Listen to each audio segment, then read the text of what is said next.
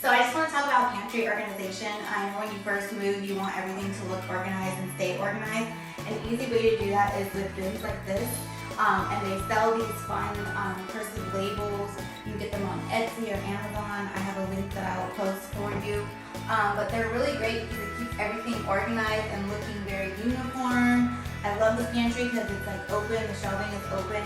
It also has additional storage prep space if you like to prep foods with drawers and those kind of things to keep things organized. I really love this pantry.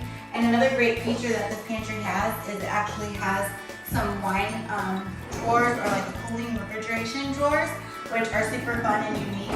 They look very classy and hidden into the cabinet space so it doesn't stand out, and it's just a great way to store drinks and cool things off, all hidden back here in the pantry.